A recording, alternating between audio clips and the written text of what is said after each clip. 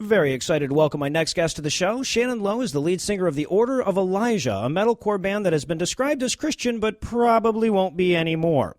Shannon made waves in both the atheist and Christian music communities late last month when he posted a lengthy explanation of his newfound atheism to Facebook, and he joins us tonight to talk about the reaction to the post as well as the thought process that led up to it. So first of all, Shannon, welcome to The Scathing Atheist. Hey, how's it going, man? Pretty good. Pretty damn good. So before we talk about the post or the band or anything like that, I want to talk about you a little bit. Were you raised in a religious family? I went to church as a family. My mom and dad would send me on a church bus, but they weren't really big fans of going themselves. So I think it wasn't, I didn't get baptized until I was 20. So most of my childhood was just on and off. I got you. So like nominally religious? Yeah, kind of. You know, I really didn't understand it until I got older and got into it. Gotcha. Okay, so tell me a little bit about the band, starting with the name. What does the Order of Elijah mean to you? Where did that come from? You know, in the beginning, and I've had that question asked in interviews for years, and there's not really anything too spectacular about the name. We were cruising around, headed to the flea market, and we were going over different names, and we decided to use the name Elijah. We almost called our band Dissecting Sarah, but Elijah came up, and it was like going to be the Whisper of Elijah and the Ghost of Elijah and all this. And then Brian spit out the Order of Elijah, and that one won. So, and since then, I've used it in many different ways of relating it with Christianity, you know, because it just happened to fall on, whenever I first named the band, though, I didn't know a damn thing about the prophet Elijah. Gotcha. Now, just because I'm not a super Bible-y guy, help me out here. He's the one that God fed with the crows, right? Not the one with the she-bears? Yeah. Yeah. He fed him with the crows, and then he's the one that went up to Mount Carmel and called fire down to burn up a bull, and then after that cut off all the heads of the Baal priest or something. Yeah, he was a nice guy. He was a good guy. So now, all the headlines that I'm seeing about your story say something along the lines of like, lead singer of a Christian band comes out atheist. Now, do you think it would have been appropriate before all this to classify the Order of Elijah as a Christian band? There was many times where we did say that we were signed to a Christian label for a few years. And we stepped away. This was before I had shed religion. A lot of these titles you're seeing on the articles, I mean, they are a little bit of clickbait, but I mean, there's honesty in it. They're not lying. It's a little bit of a more edgier thing to say, you know, Christian band singer says he's atheist. Right. And people that have been following my personal page would have found it quite easy to realize what was going on probably about 6 months ago. But this is, I mean, a lot of credits going towards the God delusion and stuff. I read that book like in August of last year. So, but whenever we first did this, I told in an interview last year that we weren't a Christian band. We wanted to step away from that. But I didn't come out and say that I was atheist. I wasn't ready to really tell people that. I really didn't know how people were going to, you know, and it would, the whole family and all that. And I just wanted to get us away from that. And I thought that would be good enough. That way I wouldn't have to put everything out there. And, you know, God damn it, you wouldn't believe it, but Christians are really picky about what they listen to. As it turns out, yeah. Every time we would do anything that wasn't aligned with the Christian beliefs, so that we would start getting hammered to the wall. We went through a short period where, you know, they were just pretty much demanding a lot of answers. So that was kind of the result of why I typed up the whole thing on Facebook to, you know, let everyone know, I guess, the testimony. Gotcha. So now, do you think, like, I mean, is this going to cost you venues? Is this going to cost you fans? Are you making a professional sacrifice by telling everybody about this? I don't believe so. At first, I thought so. You know, I was staying really optimistic. In the beginning, I was just trying to let everyone know where we were. I remember I put up a meme standing up for LGBT equality, and that upset them. And the response, the level of negativity, I mean, I'll be honest, it pissed me off, and I was like, well, you want to see what we really think on a few other things? So I was posting some just trivial stuff there for a while in between posting our music, and it turned into havoc. And I realized pretty quickly that they had a completely different assumption of what we were all about. So, figured, ever since then we've had a great response from the atheistic community. Honestly, it's been really, really nice. It's a breath of fresh air. And since I came out and I explained my whole situation, a lot of similar-minded people have hit me up, told me about their testimony. And so, I mean, I have really high hopes for our future.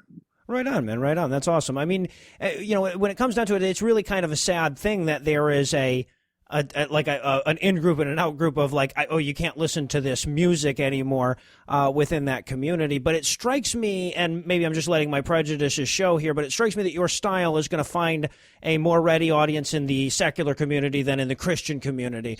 Especially because, from what I heard of your lyrics, I haven't heard much, but from what I've heard of your lyrics, you weren't giving them the... even when you were at your most Christian, you weren't giving them the boy, is it fun to not masturbate stuff, but you actually were dealing with, some of the deeper issues of faith. And when you had doubts, that was actually working its way into your lyrics. So I guess I can see why the Christians may have already been jumping ship here and there. Now I wanted to circle back to this as well. You mentioned the God delusion as being very pivotal in sort of your deconversion, or at least in your coming out. Was there a particular argument or anything like that you remember from there that just really left you just setting down the book going, oh, holy shit? There was a couple different times. That was the first book I read. At the time I said I was agnostic. So it was just in the beginning of me slipping away. So I picked it up, and he's so smart as far as biology goes. There's some parts that you have to bite through because, he just goes right above your head, and then he'll wrap it up later on and you're like, oh, okay, I see what you're talking about. But I would say one of the things that was really crazy is he was comparing a mosquito flying into a candle the same way that you would see the dudes flying a plane into a building. Uh-huh. And he said that the mosquito, it uses the candle or the sun, a light, as a compass to tell it where to go and when to go there. And whenever you see a mosquito do this, it looks as if the mosquito is killing itself, committing suicide, when really that's not what the mosquito believes it's doing. It's actually just following its compass. Right. And he explained, he went into thorough detail, comparing that to all of the misfires. He said this is a misfire of evolution. That, including with all of the other atrocities that we see, whether they're bombing abortion clinics or pushing a poor gay kid to suicide or something, that these are misfires of their compass. And boy, I just looked back at my life and I was like, man, so many things that have misfired. So, I mean, that was one of the kind of analogies that really kind of stuck with me. Every time I watch something, I see that now. Mm-hmm.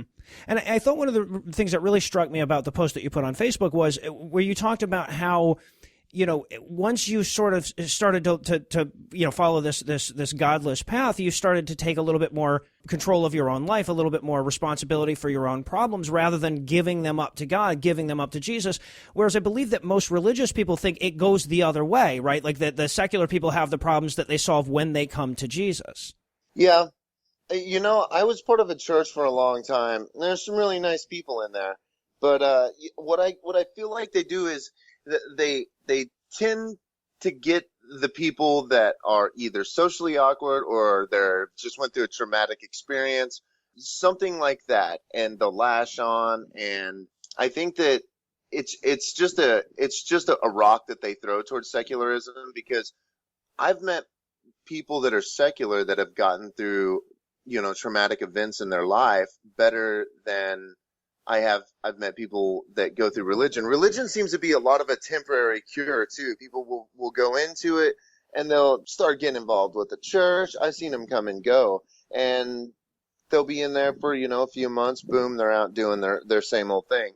And I think that science and reality, whenever you realize the psychology of what's wrong with you, why you're doing this, why do you want this, why do you want to consume whatever it is you're consuming that you shouldn't be, and you learn how to get to the origin and the problem of that, you have a much more intellectual way of being able to combat this problem whenever it comes back every time.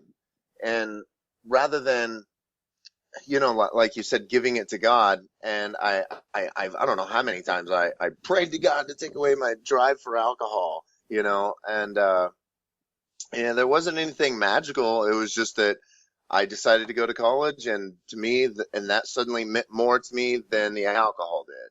So in the process, I had to learn how to kick it. Right, and with the realization that no one's coming to help, it makes it, definitely puts the onus a little bit more on you to do that. So, again, very often I find that the whole argument of religious morality to be such a red herring because it actually so much so goes in the other direction. So now you guys, your newest album is called God's Unwanted Children. Is that correct? No, that's a name of a song on the album. Oh, my bad. The album's called War at Heart, but we have a new song coming out, which is off that album, and the name of that song is War at Heart, so that's kind of confused here and there. But yeah, it was written literally in the transition of all of this happening. Oh, right on. Awesome. And I got to say, I'm very impressed with a lot of the wordsmithery in your lyrics. Maybe, I don't know a hell of a lot about your genre, but it was definitely more lyrically dexterous than I was expecting out of the style. It was a very interesting listen.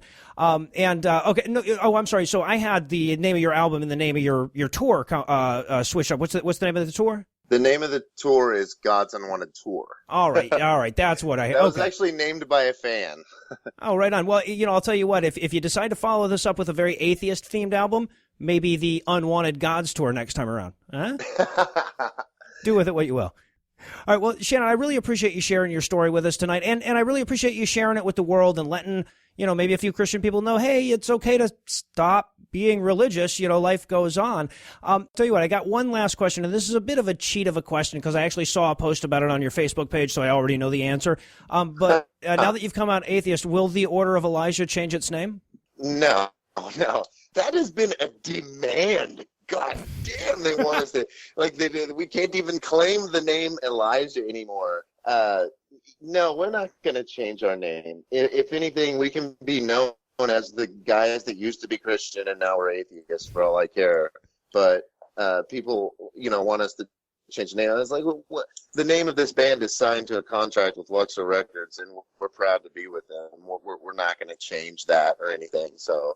Right. I really liked your response on Facebook there. They're basically, hey, you know what? The Christians already hijacked all the holidays and marriage and every other damn thing. Let us at least have our name.